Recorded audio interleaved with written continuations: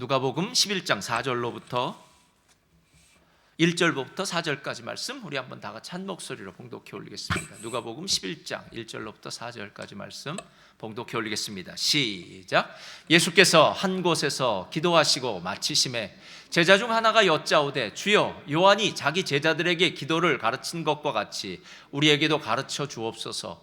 예수께서 이르시되 너희는 기도할 때 이렇게 하라. 아버지여 이름이 거룩히 여김을 받으시오며 나라가 임하시오며 우리에게 날마다 일용할 양식을 주시옵고 우리가 우리에게 죄 지은 자를 모든 사람을 용서하오니 우리 죄도 사하여 주시옵고 우리를 시험에 들게 하지 마옵시옵소서 하라. 아멘. 오늘 말씀의 제목은요, 다 같이 읽겠습니다. 시작. 마지처럼 기도하라. 오늘 말씀의 제목은요, 마지처럼 기도합니다. 지난주 말씀의 제목은요, 막내처럼 기도하라 라고 이렇게 얘기했습니다. 누가복음 11장은 기도의 장입니다. 기도에 대해서 정말 ABC가 다 나와 있는 장이기 때문에 어떻게 기도를 할 것인가를 알기 원하는 사람이 있다면 누가복음 11장 1절로부터 쭉 보시다 보면은 기도에 대해서 정말 잘 나옵니다. 막내처럼 기도하라 라는 그 특징은 무엇이냐면 하나님과의 친밀함이 기본이 되어서 우리 안에 있는 솔직한 것들을 털어놓아라. 하나님과 우리 사이에 뭐 그렇게 격이 이렇게 거리가 있겠느냐. 솔직하게 털어놓자. 또 막내의 그 특징 중에는 담대하게 어거지를 부리는 것 같을지 몰라도요, 하나님 앞에 나아가서 담대함으로 하나님께 구하는 것, 이것이 어쩌면 막내의 기도, 또 기도하는 사람의 자세, 태도가 되어야 된다는 것입니다. 하나님은 먼 곳에 계신 분이 아닙니다. 하나님은 지금도 우리의 기도를 들으시는 줄 믿습니다. 그러나 만약에 우리 모두가 다 막내처럼만 기도한다면 교회는 마치 유치원 같은 그런 곳이 되지 않을까라는 생각이 들었습니다. 막내의 기도가 기도하는 자의 태도에 대해서 이야기하고 있다면요, 오늘 우리가 함께 보는 이 마지의 기도는 기도의 내용에 대해서 이야기하고 있는 부분입니다. 그러니까 막내 같은 태도로 친밀함으로 나아가는 그 자녀가 서서히 연륜과 시간이 흐름에 따라서 막내처럼 기도하지만 그러나 마지처럼 그 기도의 내용이 달라져야 된다는 것, 그 부분에 대해서 저는 오늘 함께 이야기를 나누기를 원합니다. 여러분, 마지처럼 기도하는 것이 어떤 것일까요? 제가 마지처럼 기도하는 것에 대해서 생각하다가 로마서 8장의 말씀을 다시 한번 보게 되었습니다. 로마서 8장 29절 우리 한번 다 같이 읽겠습니다. 시작. 하나님이 미리 아신 자들을 또한 그 아들의 형상을 본받게 하기 위하여 미리 정하셨으니 이는 그로 많은 형제 중에서 누가요? 맏아들이 되게 하려 하심이니라. 자, 하나님은 이 땅에 예수 그리스도를 보내서 우리를 구원하셨습니다. 그래서 우리들에게 있어서는 예수님은 형님이 되셨고요, 큰 형님이 되셨고, 하나님에게 있어서 예수님은 맏아들이 되셨다고 이야기합니다. 그러니까 우리는 맏아들이 아니라 양자 되었다라고 얘기하고요, 또 큰 형님이신 예수님을 통해서 우리는 하나님 나라의 백성이 되었습니다. 그런데 우리들로 맏아들이신 예수님을 통해서 도대체 어떤 사람이 되게 하기 위해서 예수님을 이 땅에 보내셨는가 하면, 오늘 성경을 보니까 그 아들의 형상을 본받게 하기 위해서다라고 얘기해요. 여러분, 그 아들의 형상을 본받게 하기 위해서는 뭐냐 하면요, 예수님의 말씀, 예수님의 행동, 예수님의 일거수일투족, 그러니까 예수님이 이 땅에 살았던 그 모습이 우리의 삶의 롤 모델이 되어서 예수님처럼 살라라는 것입니다. 그래서 그리스도인이라는 말의 뜻이 작은 예수, 예수의 종이라는 뜻 아닙니까? 내가 가는 곳에 나라는 인간의 모습이 보이는 것이 아니라 누구의 모습이 보인다고요? 예수님의 모습이 나타나면 그것이 바로 하나님의 형상을 본받는 자라는 거예요. 그렇다면 잘 생각해 보세요. 예수님의 기도가 맏아들의 기도 아닙니까? 그러면은 예수님이 기도하신 것을 잘 살펴보고 그 기도를 따라한다면, 맏아들의 기도가 이런 것이겠구나라는 것을 알게 됩니다. 그런데 오늘 본문의 1절에 보니까 이렇게 시작을 해요. 예수께서 한 곳에서 기도하시고 마치심에 제자 중 하나가 여짜오되 주여 요한이 자기 제자들에게 기도를 가르친 것과 같이 우리에게도 가르쳐 주옵소서. 우리가 너무나도 잘 아는 주기도문이 등장합니다. 제자들인 예수님이 기도할 때에 그 예수님의 기도하는 모습을 보면서요, 너무 마음 가운데 사모하는 생각이 들었는지도 몰라요. 저는 예전에 정말 어느 목사님 기도하는 그 모습 보면서요, 저렇게 기도했으면 좋겠다라는 생각이 들 정도의 정말 은혜를 많이 받은 기도가 있어요. 말 한마디 한마디가 정말 가슴을 확 후벼 파는 것 같아요. 그러니까 막 찌르는 것 같고 막 감동이 넘치는 그런 기도를 하시는 분들이 있더라고요. 목소리도 얼마나 좋은지. 그러니까 기도가 한편에 예술 같은 그런 기도를 하시는 목사님이 계셔서 제가 그 목사님의 기도를 보면 나도 저런 기도하고 싶다라고 노력하는데 잘 안 되더라고요. 여러분, 제자들이 예수님의 기도를 보면서 너무 놀랐습니다.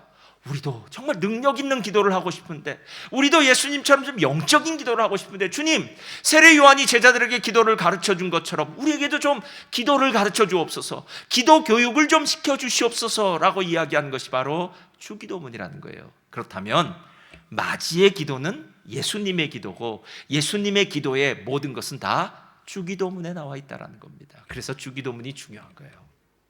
그러면 도대체 주기도문의 어떤 모습 때문에 오늘 맞이의 기도를 이야기하고 있을까? 두 가지로 제가 살펴보겠습니다. 첫째로 다 같이 한번 읽겠습니다. 시작. 하나님 나라가 우선입니다. 한 번 더 할까요? 하나님 나라가 우선입니다. 여러분, 우선순위라는 것에 하나님 나라가 우선이라는 거예요. 우리가 잘 아는 주기도문의 시작은 하늘에 계신 우리 아버지라고 시작하고요, 그 다음에는 누가복음에는 그렇게 이야기하고 있지 않지만 마태복음에는 하나님의 이름, 하나님의 나라, 하나님의 뜻에 대해서 이야기해요. 그러니까 먼저 하나님 나라에 대한 청원이 시작되고요, 그 다음에 우리의 일용할 양식에 대해서 기도하고, 또 우리가 우리에게 죄 지은 자를 사해 준 것처럼 우리의 죄를 사하여 달라는 기도, 우리를 시험에 들지 말게 해달라는 기도, 즉 우리의 필요에 대한 청원에 대해서 기도하는 거예요. 그러니까 먼저는 하나님 나라에 대한 청원, 두 번째는 우리의 필요에 대한 청원이다라는 것입니다. 그러니까 오늘 맞이의 기도, 예수님의 기도의 특징은 우선순위가 있다는 거예요. 어떤 우선순위요? 하나님 나라의 우선순위가 있다는 겁니다. 여러분, 왜 하나님 나라의 우선순위가 필요한지 아십니까? 저를 따라하시기 바랍니다. 우리가 하나님 나라의 백성이기 때문입니다. 여러분, 우리가 하나님 나라의 백성이 되었기 때문에 그래요. 우리가 하나님과 상관없는 사람이나 하나님 나라의 백성이 아니라면 하나님 나라를 먼저 생각하지 않아도 되는데, 우리가 하나님 나라의 백성이 되었기 때문에 하나님 나라를 먼저 생각할 수밖에 없다는 겁니다. 여러분, 얼마 전에 UN 무역개발회의에서 한국의 지위를 바꿔줬더라고요. 한국이 드디어 개발도상국에서 선진국이 되었답니다. 할렐루야. 할렐루야 아닙니까? 야, 저는 개발도상국 이런 소리 너무나 많이 들었습니다. 근데 이제 한국이 드디어 전 세계에서 인정하는 선진국이 되었답니다. 여러분, 도대체 한국이 선진국이 된 것과 내가 한국을 위해서 한 것과 도대체 무슨 상관이 있을까요? 제가 몇 달 전에 저희 조카 결혼식을 하려고 저기 시드니에 갔을 때, 그때 그 사람들을 만날 때 필리핀 사람들이 그 시댁이더라고요.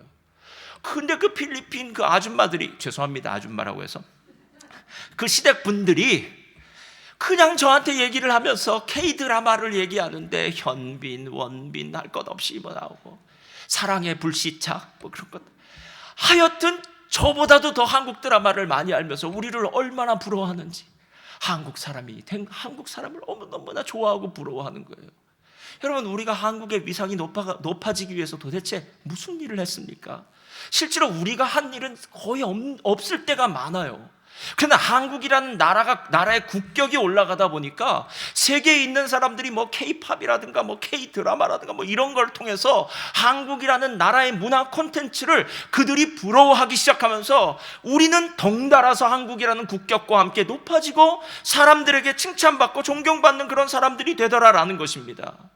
여러분, 어느 나라에 속했다라는 것은요, 나라는 사람이 좀 부족하고 연약하고 별것 아닌 것처럼 보이는 사람이라고 할지라도 내가 속한 그 나라 때문에 나라는 사람의 국격이 올라간다는 거 아십니까? 제가 처음 남미에 이민을 갈 때 그때 한국 여권을 들고 갔습니다. 그 당시에 한국 여권은 밸류가 하나도 없었습니다. 한국 여권을 들고 미국을 들어가면 경찰이 옆에 붙습니다. 그리고 난 다음에 제 여권을 뺐더라고요.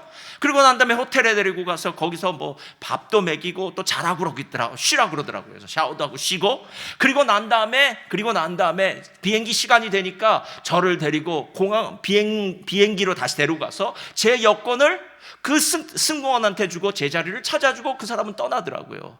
여러분, 이런 일이 왜 벌어진 줄 아십니까? 한국 여권을 가지고 있는 사람들은 비자를 받아야 되고, 비자를 받으려면 여러 가지 까다로운 일이 있어야 됩니다. 그런데 지금은 대한민국 여권이 최고의 밸류라고 합니다. 전 세계에서 거의 얼마나 많은 나라들을 무비자로 다닐 수 있는 여권, 그래서 강도들이 대한민국 여권을 그렇게 노린다고 합니다. 여러분, 세상에 우리랑은 상관없는 나라가 훌륭해지니까, 나라가 높아지니까 그 나라의 시민인 우리가 덩달아서, 그 나라 사람이라고 불리우는 우리가 덩달아서 이렇게 높아지는 경험을 하게 되더라는 겁니다. 여러분, 대한민국의 국격이 올라가도 그런 대접을 받는데 우리가 하나님 나라의 백성이 됐다면 어떻게 하겠습니까? 여러분, 골로새서 1장을 보면요, 이런 이야기가 나와요. 골로새서 1장 13절 14절 한번 펴주세요. 다 같이 읽겠습니다. 시작. 그가 우리를 흑암의 권세에서 건져내사 그의 사랑의 아들의 나라로 옮기셨으니 그 아들 안에서 우리가 속량 곧 죄사함을 얻었느니라. 잠깐만 펴주시고요. 여기 보면 뭐라고 이야기하냐면요, 우리의 옛날에 살던 나라가 어느 나라냐 하면 흑암의 권세의 나라였습니다. 흑암의 권세의 나라라는 건 사단이 왕으로 있는 나라인데요, 사단이 왕으로 있는 나라의 특징은 뭐냐 하면은 율법으로 말미암아 사람들을 정죄하고, 그리고 정죄한 그 사람들을 심판하고 사망으로 이끌어가는, 그러니까 평생 사망의 그림자 안에서, 그 흑암의 그림자 안에서 헛되고 헛된 삶을 살아가는 그 사람들의 삶. 그래서 잘 살건 못 살건 상관없습니다. 죽음을 두려워하면서 이 땅에 뭐 대단한 것도 없어 라고 자포자기하는 삶, 헛된 인생을 살았던 사람들이 바로 사단의 나라에 살던 사람들이었다는 거예요. 그런데 어느 날 하나님이 우리를 그 나라에서 건져내 주셔서 사랑의 아들의 나라로 나라의 시민권을 허락해 주셨습니다. 그 나라의 백성이 되게 하셨습니다. 생명을 주셨습니다. 빛을 주셨습니다. 로마서를 보니까 그 나라의 특징은 의와 평강과 희락이라고 하는데, 우리의 삶은 힘들고 어려운데 내 안에서 기쁨이, 내 안에서 평강이 솟아나오는 예수님 때문에 얻게 되는 그 놀라운 평강을 얻게 되더라라는 것입니다. 여러분, 왜 하나님의 나라를 우선적으로 기도하는 줄 아십니까? 그것은 하나님의 나라의 백성이 된 것이 너무나 감사하기 때문에 그래요. 너무나 감격스럽기 때문입니다. 내가 하나님 나라를 위해서, 하나님을 향해서 별것 한 것도 없는데 왜 하나님이 나를 이토록 사랑하셔서 하나님 나라 백성이 되게 하셨을까? 막 생각만 해도 감사한 겁니다. 생각만 해도 눈물이 날 정도로 감격스러운 거예요, 여러분. 여러분, 오늘 매일 성경 본문이 무엇인 줄 아십니까? 이사야 53장이에요. 아침 새벽에 어떤 분에게, 여기 있는 분은 아닙니다, 어느 분에게서 묵상이 저한테 한 통 도착했어요. 이렇게 썼더라고요. 목사님, 이사야서 53장을 묵상하면서 눈물이 나서 더 이상 묵상을 못하겠더라는 거예요. 예수님이 나 같은 사람을 위해서 십자가의 모진 고통을 지셨다는 그 사실, 도대체 무엇 때문에 나 같은 자를 위해서 그렇게 모진 고난을 당하시고 죽으셨을까? 그 생각을 하니까 가슴이 미어져서 묵상을 못하겠다라는 거예요. 여러분, 하나님 나라 백성이 된 것이 정말 감사하십니까? 정말 감격스럽습니까? 이게 안 느껴지면 하나님 나라에 대해서 기도를 할 수가 없어요. 저는 이 부분을 생각하면서요, 탈북자들이 생각나더라고요. 여러분, 탈북자들이 북한을 나올 때 얼마나 힘들었을까요? 압록강을 그 밤에 두만강 건널지 압록강을 건널지 그 강을 건널 때 얼마나 두려웠을까요? 목숨이 경각에 놓이는 그 위험한 순간들을 얼마나 많이 만났을까요?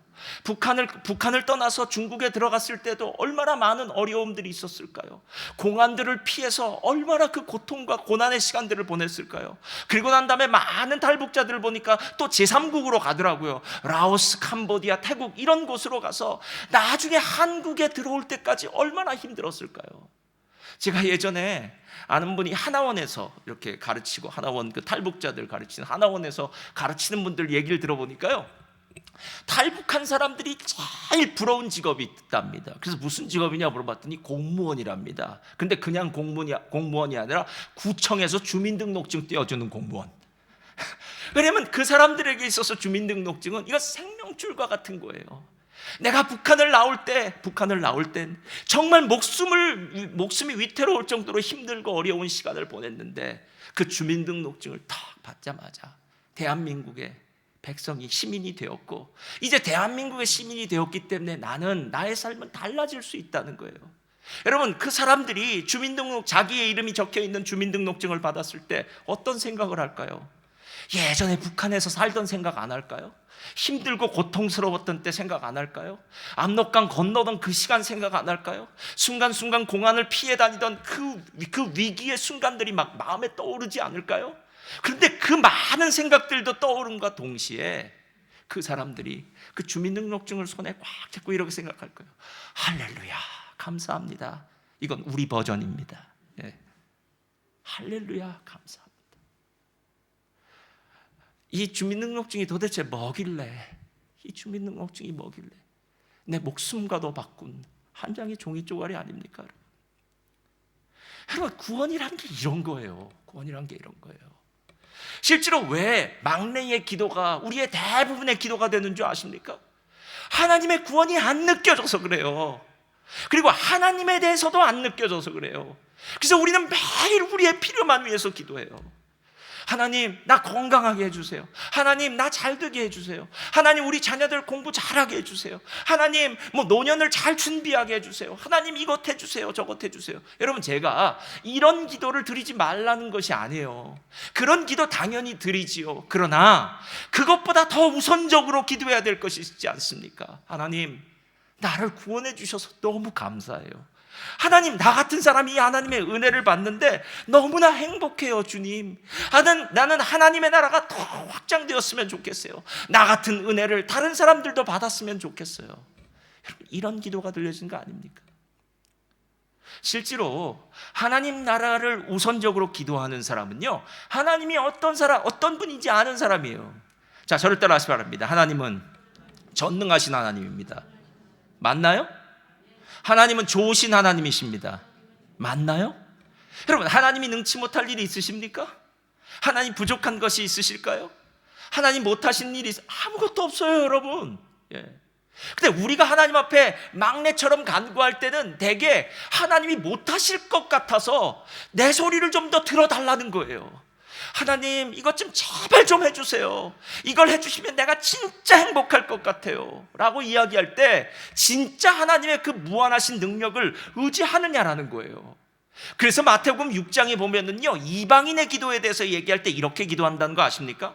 그러므로 염려하여 이르기를. 잘 들으세요. 그러므로 무엇하여 이르기를? 염려.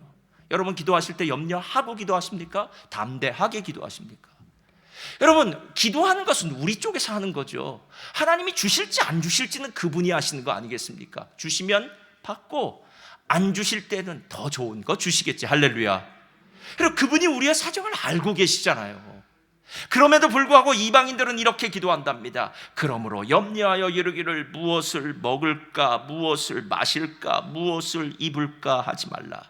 이는 다 이방인들이 구하는 것이라. 너희 하늘 아버지께서 이 모든 것이 너에게 있어야 할 줄을 뭐 하신다고요? 아시느니라. 하나님이 아신다는 말은요, 우리가 아는 것과 틀려요. 하나님이 아신다는 것은 하나님이 도와주시겠다는 얘기예요. 여러분, 하나님 전능하신 분이시잖아요. 우리의 사정을 아신다면 우리의 사정을 왜 안 도와주시겠습니까? 그래서 예전에 믿음의 사람들은요, 이런 구절들로 말미암아서 그래, 하나님 믿어보자. 하나님 믿으면 하나님께서 역사하시겠지. 믿음을 가지고 간구했고, 그리고 그 기도에 자기가 원했던 기도의 응답이 되던 되지 않건 하나님 앞에서 담대하게 신앙생활을 해 나가더라라는 것입니다. 그래서 바울이 뭐라고 이야기합니까? 나는 비난대도 처할 줄 알고 부한대도 처할 줄 알았다. 나는 가난하고 궁핍하고 배고프고 이 모든 상황들에 처할 줄 알았어. 그런데 이런 모든 것들을 처하고 난 다음에 내가 배운 것이 있어. 내가 일체의 비결을 배웠노라. 이게 진짜 그리스도인이 살아야 되는 부분 아닙니까? 그리고 난 다음에 마지막에 그리스도인의 기도에 대해서 이렇게 얘기하는 거예요. 너희는 33절 우리 다 같이 읽겠습니다. 시작. 너희는 먼저 그의 나라와 그의 의를 구하라. 그리하면 이 모든 것을 너희에게 더하시리라. 여러분, 이건 우선순위잖아요. 너희는 먼저 그의 나라와. 근데 실은 우선순위이기도 하지만 이 구절에 먼저라는 단어는 오직이라는 단어로 바꿔야 된다 그러더라고요. 오직. 너희는 오직 그의 나라와 그의 의를 구하라. 그리하면 이 모든 것을 너에게 더하시리라. 하나님이 능력이 없어서 우리에게 안 주시는 것이 아니라 때를 따라 돕는 은혜로 주신다는 거예요. 안 주시는 것은 우리에게 필요 없는 것이에요. 주시는 것은 우리에게 필요한 것이에요. 천천히 주시는 데는 그 이유가 있고, 또 어떤 때는요, 정말 평생을 기도하다가 마지막에 주시는 것도 있지 않겠습니까? 그것은 우리를 향해서 기도해라. 그 문제를 놓고 내 평생을 기도하면서 내가 나에게 간구하면 내가 너에게 들어 응답하여 주리라. 하나님의 뜻과 계획과 섭리가 있어서 그렇게 되는 거 아니겠느냐는 거예요. 예전에 한국에 자녀들을 놓고 이렇게 선교를 떠나시는 선교사님들이 계시더라고요. 그 선교사님들이 하는 얘기를 저도 많이 들었고, 또 저도 예전에 선교사였을 때 그렇게 얘기했어요. 어떤 거냐면 이렇게 얘기해요. 하나님, 제가 주의 일을 할 테니 하나님은 우리 자녀들을 지켜 주시옵소서. 이렇게 기도해요. 하나님, 내가 주의 일을 할 테니 하나님은 내 일을 해주세요 라는 거예요. 그럼 이게 진짜 복 아닙니까? 내가 하나님을 위해서 최선을 다해서 살아갈 때에 하나님께서 내 삶의 모든 부분, 그것이 자녀이건 그것이 나의 삶의 건강이건 그 어떤 것이건 하나님이 덤으로 주시는 축복. 그래서 마치 시편 1편에 이야기한 것처럼 믿음의 사람은 그 뿌리가 깊게 수원지에 닿아 있기 때문에 시절을 조차 과실을 맺으며 그 잎사귀가 마르지 아니함 같으니. 여러분, 이게 진짜 복 아니겠냐는 거예요. 굳이 우리가 꼭 이거 기도하고 저거 기도해서 목사님 감사합니다, 이번엔 이 기도가 응답됐고요, 이번엔 이 기도가 응답됐고요, 이번엔 이렇게 응답됐고요. 여러분, 이게 아니라 목사님 너무 감사해요. 그냥 내 지나온 시절들을 바라보니까 감사해요. 지난 한 주 동안 하나님이 내게 역사하신 게 너무 감사해요. 내가 생각하는 것보다 더 넘치게 주셨고 내가 기도하는 것보다 더 큰 것으로 채워주신 하나님을 찬양합니다. 그럼 이게 진짜 기도 아니겠냐는 거예요. 그래서 칼빈이 이렇게 이야기했답니다. 만약 누군가가 능력 있는 기도를 하기 원한다면 그는 먼저 하나님이 어떤 분이시며 그 하나님이 어떤 일을 계획하시는지를 알아야만 한다. 이렇게 했대요. 다시 들어볼까요? 누군가가 능력 있는 기도를 하기 원한다면 그는 반드시 먼저 하나님이 어떤 분이며 그 하나님이 어떤 일을 계획하시는지를 알아야 한다. 그렇죠? 하나님을 모르는데, 기도의 대상인 하나님을 모르는데 무슨 기도를 드립니까? 우리 하나님이 얼마나 능력이 많으시고 얼마나 사랑이 많으시고 얼마나 좋은지를 모르는데 무슨 얘기를 던지겠습니까? 네. 여러분, 오늘 이 부분이 바로 우선순위에 대한 얘기야. 그렇지, 마지의 기도, 예수님의 기도는 하나님 나라가 시작되는구나. 근데 여기서 끝나지 않아요. 둘째로 펴주세요. 다 같이 읽겠습니다. 시작. 공동체가 중심입니다. 자, 첫째는 하나님의 나라가 우선이고요, 둘째는 공동체가 중심이에요. 자, 우리 주기도문 한번 외워보도록 하겠습니다. 시작. 하늘에 계신 우리 아버지여, 이름이 거룩히 여김을 받으시오며 나라가 임하시오며 뜻이 하늘에서 이루어진 것처럼 땅에서도 이루어지이다. 오늘 우리에게 일용할 양식을 주시옵고 우리가 우리에게 죄 지은 자를 사하여 준 것 같이 우리의 죄를 사하여 주시옵고 우리를 시험에 들게 하지 마시옵고 다만 악에서 구하옵소서. 자, 거기까지요. 첫 번째, 하나님의 나라에 대해서 이야기를 하던 그 부분이 지나서 우리의 청원을 할 때, 우리의 필요에 대한 청원할 때 이런 식으로 얘기해요. 우리에게 날마다 일용할 양식을 주세요. 우리가 우리에게 죄 지은 자를 사하여 준 것처럼 우리의 죄를 사하여 주세요. 우리를 시험에 들게 하지 말아 주세요. 이렇게 얘기해요. 그러니까 지금 나는 나에게 일용할 양식이 필요해요. 내가 먹어야 될 일용할 양식이요. 근데 나에게 필요한 내 일용할 양식이 아니라 우리에게 필요할 일용할 양식을 달라 그래요. 여러분, 신앙생활을 하다 보면은요, 우리가 누군가의 죄를 용서해 줘야 되고 또 용서를 받기도 해야 됩니다. 근데 이 경우는 누군가가 잘못을 해서 용서를 해줘야 되는 경우인 것 같아요. 그런데 가서 용서를 해주는 거예요. 우리가 죄를. 왜? 공동체니까요. 용서를 해주는 거예요. 함께 가는 거예요. 용서를 해줬으니까 하나님 나의 죄를 용서해 주십시오. 근데 나의 죄가 아니라 우리의 죄를 용서해 달라는 거예요. 그리고 난 다음에 시험을 받으면 내가 시험을 받습니다. 전 교회를 다니다가 시험 당한 사람 너무 많이 봤습니다. 목사도 시험을 당하더라고요. 다 시험을 받습니다. 그거 내 시험 아닙니까? 내가 시험 받아서 내가 하나님으로부터 좀 멀어져 가는 거 아닙니까? 내가 시험 받아서 왠지 토라져 있는 거 아닙니까? 근데 그게 아니래요. 오늘 우리가 시험에 들게 하지 마옵시고 라고 이렇게 얘기하는 거예요. 이 말은 무슨 뜻이냐면 우리에게 있어서 공동체는 절대로 뗄래야 뗄 수 없는 관계라는 거예요. 그러니까 맞이의 기도의 특징은 막내처럼 내 요구를 하는 것이 아니라 우리의 요구를 하는 것인데, 그 우리의 요구는 우리에게 필요할 양식, 우리의 삶 가운데 용서해 주는 그런 것들, 또 우리의 삶 가운데 시험 드는 모든 것들이 공동체를 위해서는 절대적으로 필요한 것이기 때문에 이 부분에 대해서 기도해야 된다는 겁니다. 얼마 전에 한 설문조사를 보니까요, 한국 사람들에게 행복의 조건에 대해서, 요소에 대해서 설문조사를 한 게 있더라고요. 당신에게 행복하기 위해서 가장 필요한 것은 무엇입니까? 라고 물어봤어요. 그랬더니 47%의 사람이 뭐라고 대답한 줄 아십니까? 가정이요. 이렇게 얘기했대요. 가정. 이해 가시죠, 여러분? 여러분, 실제로 가족이 제일 행복의 요건이에요. 가족. 두 번째가 건강이더라고요. 30%의 사람이 건강해야 된다고. 여러분, 돈은 몇 번째인 줄 아십니까? 저 뒤로 가 있어요. 1%, 1.5%. 세상에서의 성공? 우리는 세상에서의 성공이나 물질이 있으면 정말 행복할 것처럼만 생각해요. 그러나 그렇진 않아요, 여러분. 실제로 사람들이 정신을 똑바로 차리고, 그래, 내가 진짜 나를 행복하게 할 수 있는 것이 무엇일까? 라고 내 자신을 정색하고 다시 한번 반추해 보면은요, 내가 갖고 있는 그 행복의 중심에는 가족이 있어요. 그리고 건강하다는 게 얼마나 행복한지 몰라요. 그럼 건강을 한번 잃어버리고 나면요, 내가 일어설 수 있다는 거, 걸을 수 있다는 거, 밥을 먹을 수 있다는 거.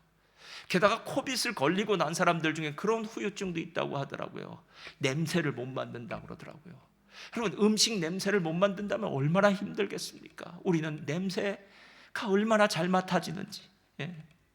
여러분, 실제로 이 가정이라는 공동체가 우리에게 그만큼 소중하고 행복하다는 거예요. 그런데 가정이라는 공동체보다 더 중요한 게 뭔지 아십니까? 교회예요. 왜냐하면 가정이라는 공동체는 우리가 이 땅을 살아가는 70년, 80년, 좀 더 살면 90년 정도의 제한된 시간 동안 나에게 행복을 주는 공동체라면, 교회는 영원한 공동체이기 때문입니다. 제가 보니까요, 가정에서 부부끼리 힘들 수도 있더라고요. 자녀 문제 있을 수도 있더라고요. 가정에 무슨 문제는 없겠습니까? 그래도 그렇게 많은 문제들, 구원의 문제도 있을 수 있고 여러 가지 문제들이 있겠죠. 그런 많은 문제들이 가정에 있어도 교회만 좋으면 그거 다 해결되더라고요, 여러분. 교회 나와서 하나님께 예배드릴 때 주님 앞에 쥐 하고 털어놓을 때 가슴이 뻥 뚫려지고 말씀 들을 때 다 해결되더라고요. 교회 나와서 믿음의 형제자매들을 함께 만나면서, 집사님 저 위해 기도해 주세요. 요즘 저희 가정이 상당히 어려워요. 집사님 하나님의 은혜를 달라고 기도해 주세요. 함께 이야기 나누고 함께 식탁의 교제를 나누고 나면요, 그런 모든 문제들 다 해결돼요. 여러분, 실제로 이 둘 중에 어느 것이 더 좋아야 되냐라고 묻는다면 저는 가정보다요, 실제로 영적 공동체인 교회가 훨씬 잘 돼야 돼요. 그런데 잘 한번 생각해 보세요. 사단이 지혜로울까요? 어리석을까요? 사단은 정말 지혜로워요, 여러분. 우리가 교회에서 잘 사는 꼴을 사단은 못 봐요. 우리가 교회에서 행복한 꼴을 못 봐요, 여러분. 그래서 교회에 나오는 것이 더 힘든 거예요, 실제로요. 그래서 한국의 많은 사람들이 가난한 교인이 됐다고 얘기하지 않습니까? 가난한 교인은 교회 안 나가면서도 신앙인이라고 그래요. 게다가 요즘 같은 때는 더 편해졌어요. 왜냐하면 이 온라인으로 예배를 드리고 코비드 때문에 지금 상황이 이러니까요. 요즘은 랜선 성도라고 하더라고요. 랜선 성도. 그러니까 무슨 말이냐면 대면을 안 봐도 이젠 별 문제가 없다는 거예요, 여러분. 그렇게 위기 상황이나 어떤 제한적인 상황 가운데는 그럴 수도 있습니다. 제가 그것에 대해서 문제를 거는 게 아니에요. 그러나 사단이 제일 좋아하는 게 무엇인지는 알아야 될 거 아닙니까? 우리가 교회에서 하여튼 행복한 건 싫어하고요, 교회를 멀리 가면 멀리 갈수록 더 좋아하고요, 게다가 교회에서 싸우면 더 좋아하겠죠. 왜냐? 싸우면 그 다음부터는 더 교회 가기 싫어지니까요. 사람 만나기 싫어지니까요. 여러분, 오늘 성경이 말하고 있는 이 최고의 공동체, 평생을 보는 공동체가 아니라 영원 무궁토록 봐야 되는 이 공동체가 너무나도 아름다운 공동체인데, 사단이 한번 우리를 탁 미끼로 걸어서 이 아름다운 공동체에서의 삶이 비참하게 만들어 놓고 나면은요, 그 다음부터는 아무것도 행복하지 않아요. 아무것도 행복하지 않아요. 어떤 사람이 이렇게 얘기할 수 있습니다. 목사님 말씀 맞아요. 전 교회가 너무너무 좋아요. 이렇게 얘기할 수 있어요. 그리고 저는 교회 생활하는 것이 너무 좋고 교회 하나 감사합니다라고 생각해요. 어떤 사람은 그렇게 안 얘기할 수도 있어요. 목사님, 저는 교회도 좋지만 저희 가정도 좋을 수 있어요. 교회 꼭 나가야 됩니까? 안 나가도 될 것 같아요 라고 얘기하는 사람이 있어요. 어떤 사람은 아예 교회 그거 교회 보니까 다들 문제가 많고 좀 그래요 목사님 이렇게 얘기하면서 교회 문제거리를 보면서 마음에 시험받았다고 또 교회를 멀리할 수도 있어요. 근데 여러분 그거 아세요? C.S. 루이스가 이렇게 이야기합니다. 피조물에게 위임 가능한 일치고 하나님 스스로 하신 일은 하나도 없는 것 같다. 자, 하나님이 무언가를 맡기시면 절대로 그 일에 하나님이 연루하지 않는다는 말이에요. 그분은 자신이 눈 깜짝할 사이에 완벽하게 해내실 수 있는 일을 굼뜨고 서툰 우리에게 하라고 명하신다. 이게 뭔지 아십니까? 바로 하나님의 교회래요. 여러분, 하나님이 만약에 지금 우리 교회에 나타나셔서 교회에 누가 문제가 있으면 야, 너 문제야 라고 하나님이 얘기해 주신다면 교회 문제가 다 사라져 버리겠죠. 교회 두 사람이 만약에 싸웠다면 하나님이 불러서 야, 이건 이렇고 너 회개해, 너 잘못했어, 너 용서해, 악수해, 서로 껴안아, 이렇게 하나님이 얘기하시면 되겠죠. 사람 말은 안 들어도 하나님 말은 듣겠죠, 여러분. 근데 교회는 하나님이 나타나지 않으신대요. 하나님이 일하시지 않는 것처럼 마치 인간들만 있는데, 그 인간들이 뭐냐면 이 인간들이 해내는 일은 굼뜨고 서툰 우리들이 행하는 일이라는 거예요. 그러면서 이렇게 말합니다. 이 원리의 예로 예수 그리스도의 교회보다 더 확실한 것은 없다. 그분은 세상에 하나님의 임재를 구현하는 과업을 교회에 위임하셨다. 그러니까 교회에 하나님의 임재를 나타내는 것을 보여주셨다는 거예요. 교회만이 하나님의 임재가 있는 곳이랍니다. 우리의 모든 노력은 하나님이 우리에게 그 일을 맡기셨다는 사한 증거다. 그렇다, 교회가 사명에 실패하고 중대한 과오를 범하는 것은 바로 교회가 하나님의 영광에 늘 미달할 수밖에 없는 인간들로 구성되어 있기 때문인데, 그것이 바로 하나님이 강행한 모험이다 라고 이렇게 얘기해요. 여러분, 우리가 하나님의 깊은 마음을 진짜 아십니까? 하나님만 나타나시면 문제는 다 해결됩니다. 내 억울한 사정, 하나님이 나타나서 한 방에 해결해 주세요. 내가 지금 너무 아파요, 하나님 나 한 방에 고쳐주세요. 마치 한 방만 있으면 다 될 것 같은, 하나님만 있으면 다 될 것 같은 이 교회가 하나님이 없는 것 같다라는 거예요. 하나님 없는 것 같다는 거예요. 근데 그것이 바로 하나님이 우리를 향해서 하신 최고의 모험이랍니다. 저와 여러분 같은 연약하고 부족한 존재들에게 이 교회를 맡겨놓으셨다는 거예요. 이 예를 들면서 이렇게 더 예를 들더라고요. 필립이 아직. 여러분, 학예회 같은 걸 할 때가 있습니다. 여기는 이제 바이올린도 치고 키 켜고 이제 피아노도 치고 하죠. 연말이 되면 학예회를 할 때 이제 어린아이들, 초등학교 2학년, 3학년, 1학년 애들을 이제 나와서요. 근데 못 들어줄 정도죠. 1, 2학년쯤 되면. 그런 애들이 좀 더 커서 한 5학년, 6학년 이렇게 중학생쯤 되면 그때 연주가 돼요. 근데 여러분, 어느 날 초등학교 1학년, 2학년 아이들이 바이올린 이제 처음 배운 아이들이 이제 베토벤이나 모차르트 같은 이제 그걸 연주한다고 쳐보세요. 그 연주를 지금 무덤에 있는 베토벤이 듣는다면 어떤 생각을 할까요? 뒤로 돌아 누울 것 같아요. 아이들이 켜는 그것이 이쁘긴 하지만 너무 어설프니까요. 그럼에도 불구하고 그것을 듣는 학부모들은요, 그 아이들이 듣는 그 베토벤의 그 음악을 감사해요. 여러분, 만약에 그 아이들이 그 베토벤의 음악을 들려주지 않았다면 그 부모님들은 어디 가서도 그런 음악 들을 수 없습니다. 여러분, 그 아이들이 아주 실력 없이 하는 것처럼, 어설픈 것처럼 하는 그 베토벤의 음악이라도 그건 베토벤의 음악이고요, 거기에는 베토벤이 들어있어요. 이 땅의 교회가 아무리 허접한 것 같고, 이 땅의 교회가 아무리 안심한 것 같고, 이 땅의 성도들이 아무리 부족하고 어리석은 것 같아도 하나님은 자신감이 있다는 거 아십니까? 이 교회는 내 교회야.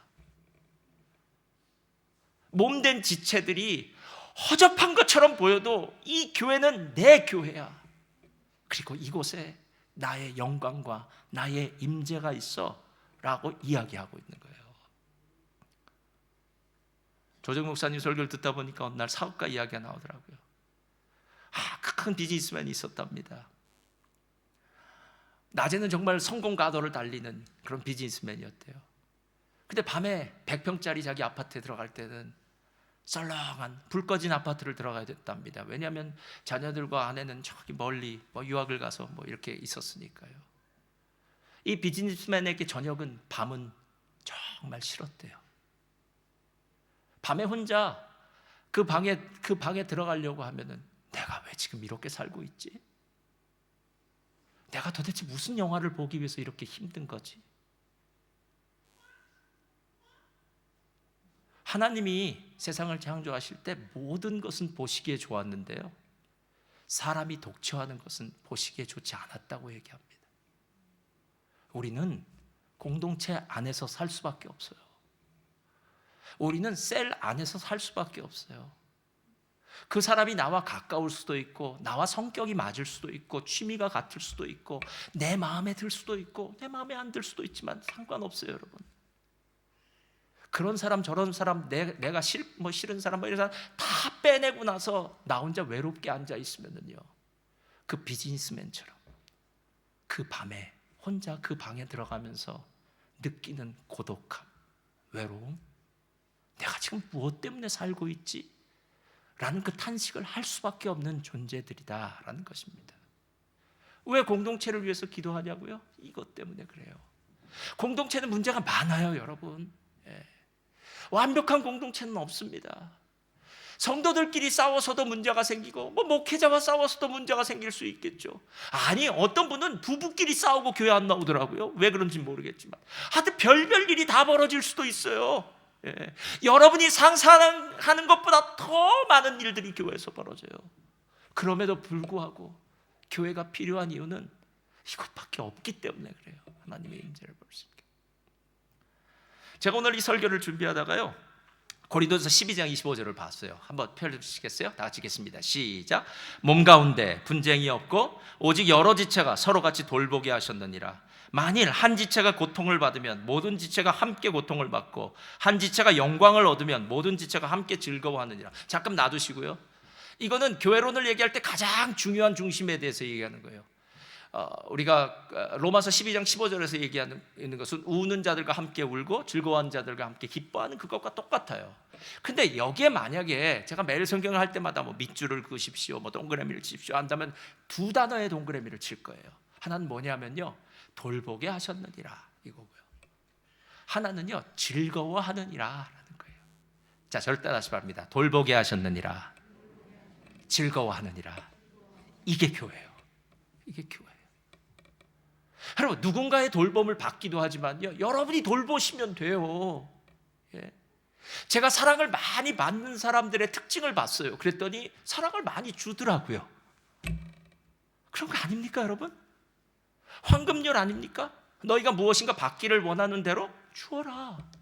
주는 대로 받는 거 아닙니까? 왜 우리는 성경이 말하고 있는 그 진리를 알고 있으면서도 받기만을 원하나요?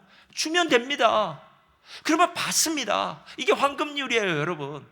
근데 이 구절을 보면서요, 제가 예전에 생각했던 기도에 대해서 생각이 났어요. 제가 예전 사역할 때 저희 부교육자 강도사님이 이제 호주에서 아르헨티나로 왔어요. 그 딸이 그 당시에 5살인가 6살인가 됐을 거예요. 그 딸이 어느 날 제가 예배를 마치고 이렇게 나오는데 저를 딱 만났어요.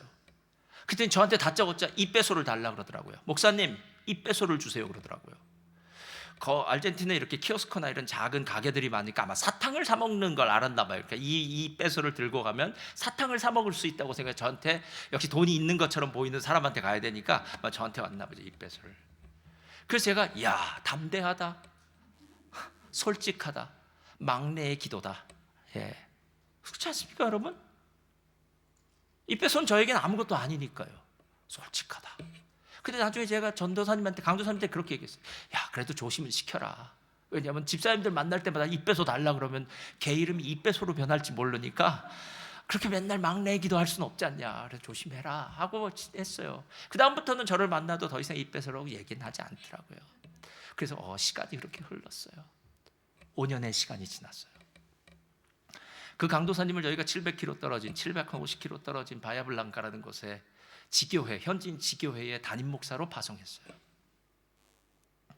담임 목사로 파송하고 나서 이제 매년마다 저희가 창립 기념 예배를 드리니까 이제 성도님들과 같이 가서 예배도 드리고 축제도 하고 그래요. 제가 창립 기념 예배 때 그 예배를 갔는데 몇 년 전에 저에게 입배소를 달라던 그 목사님 딸이 예배 내내 뒤에 서서 그 현진 성도님의 아이가 1살짜리인가 되는데요, 다운 증후군이었어요.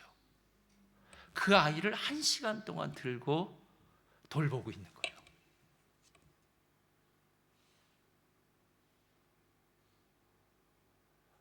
야, 그때 그 모습 보면서 얼마나 감격했는지 모릅니다. 엄마 아빠 사역하는 그곳에서 지금 하나님께 예배드리러 온 그 사람, 그분이 하나님 말씀 잘 들으라고 지금 초등학교 6학년 이 정도 된 딸이 1시간 동안 내내 그 아이를 붙들고 있는 거예요.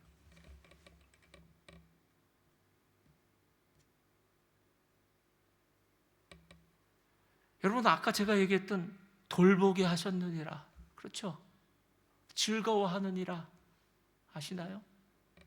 근데 그렇게 아이를 돌보는 것도 중요하지만 저는 기도가 생각났어요. 오늘 맞이의 기도를 보면서 그렇지, 그렇게 봉사하고 섬기면서 아이를 보는 것도 정말 훌륭하고 대단한 일이야. 그러나 누군가 뒤에서 몸된 교회를 위해서 중보기도 한다면 하나님 그 기도를 얼마나 기쁘게 받으실까.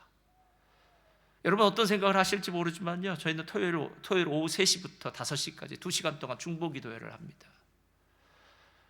일주일 동안 열심히 일했기 때문에 아마 쉬셔야 될 시간일 수도 있고요, 또 가족들과 함께 시간을 보내야 될 시간일 수도 있어요. 그러나 몇몇 사람들은 그 시간에 나와서 하나님 앞에 중보로 기도를 해요. 나를 위해서 기도하는 것이 아니라 몸된 교회를 위해서 기도합니다. 만약에 우리 교회가 함께 즐거워할 수 있느니라 라는 이 말이 실천된다면, 실현된다면 그 이유는 누군가가 뒤에서 기도하는 사람이 있기 때문은 아닐까라는 생각이 들었습니다. 막내의 기도가 맞이의 기도로 바뀌어지는 역사. 여러분, 그것이 오늘 성경이 우리들에게 말하고 있는 가장 큰 복이 아닐까라는 생각이 들었습니다.